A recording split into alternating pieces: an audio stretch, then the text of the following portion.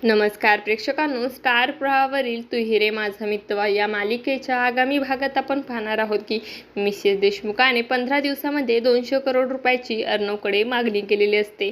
नाहीतर ती त्याच्या आईचे नाव आणि कंपनीचे नाव पुसून टाकणार असते. तेव्हा अर्णव देखील अतिशय चिंतेमध्ये पडलेला असतो. त्यानंतर आपण पाहतो अर्णव हा ईश्वरीला बोलतो, मिस सिंदूर एवढ्या कमी कालावधीमध्ये एवढे पैसे कुठून आणणार? आणि तेव्हा बोलते, गणपती बाप्पावर विश्वास ठेवा, नक्कीच काहीतरी मार्ग मिळेल. पैसे देखील मिळते. आणि त्याच वेळेस आपण पाहतो एक टेम्पो भरदार वेगाने जात असतो आणि त्या टेम्पोमधून एक पॅम्पलेट खाली पडतं आणि ते पाहून ईश्वरी देखील आनंदित होते. बोलते, आता मधील सर्वात मोठा बिझनेसमॅन कंपनीसाठी एक मोठी ऑफर आली आहे.